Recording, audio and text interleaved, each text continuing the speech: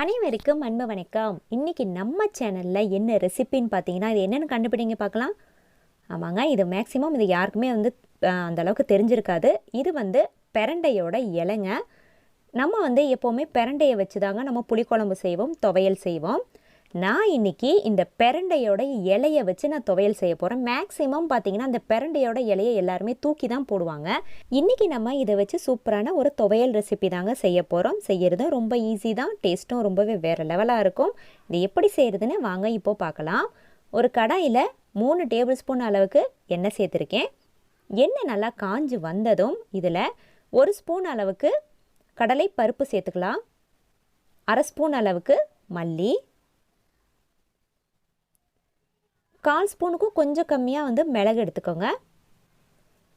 அதே போல் 1/4 ஸ்பூன் ஜீரகம், 2 காஞ்ச மிளகாய், உங்களுக்கு காரத்துக்கு தகுந்த மாதிரி நீங்கள் எடுத்துக்கோங்க. இப்போ இது எல்லாமே நல்லா ஃப்ரை ஆகி வரட்டும். இப்போது நல்லா இந்த அளவுக்கு கலர் சேஞ்ச் ஆகி அதோட வாசமே ரொம்ப நல்லா இருக்குங்க. அந்த ஸ்டேஜில் ஒரு பெரிய வெங்காயம், அது கூடவே ஒரு 7-8 பல் வெள்ளைப்பூண்டு, அது ரெண்டையுமே சேர்த்து விட்டுட்டு இப்போ இதை நல்லா வதக்கி விட்டுடலாம்.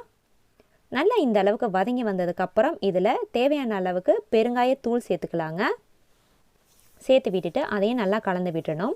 இப்போது நம்ம எடுத்து வச்சோம் இல்லையா அந்த பெரண்டையோட இலை, பெரண்டை இலை, அதை ஒரு கைப்பிடி அளவு எனக்கு இருந்துச்சு. அதை அப்படியே சேர்க்காமல் இது போல் சின்ன சின்ன பீசஸாக நம்ம கட் பண்ணிவிட்டு சேர்த்தோன்னா அந்த இலை நமக்கு சீக்கிரமாக நல்லாவே வதங்கி வந்துடும்.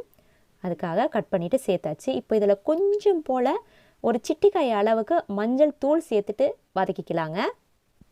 இப்போது இந்த கீரை ஓரளவுக்கு வதங்கி வந்ததுக்கப்புறம் இதில் ஒரே ஒரு கீர்த்த அளவுக்கு குட்டி குட்டியாக கட் பண்ண தேங்காய் சேர்த்துருக்கேன். அப்புறம் ஒரு நெல்லிக்காய் அளவுக்கு புளி சேர்த்துருக்கேங்க. நம்ம தக்காளி சேர்க்கறதுக்கு போகிறது கிடையாது, அதனால் புளி நான் சேர்த்துருக்கேங்க. அதை சேர்த்து விட்டுட்டு அப்புறம் இந்த துவையலுக்கு தேவையான உப்பையும் சேர்த்து விட்டுட்டு இதை ஒன்ஸ் நம்ம நல்லா கலந்து விட்டுடலாம். இப்போது அந்த இலை எல்லாமே நல்லா வதங்கி வந்துருச்சு இல்லையா, இந்த ஸ்டேஜில் அடுப்பை ஆஃப் பண்ணிவிட்டு இதை நல்லா ஆற விட்டுட்டு மிக்ஸி ஜாரில் சேர்த்து கொஞ்சமாக தண்ணி சேர்த்து இதை அரைச்சி எடுத்துகிட்டு வந்துடலாம். இப்போது சூப்பரான பெரண்டை இலை துவையல் நமக்கு ரெடி ஆயிடுச்சுங்க.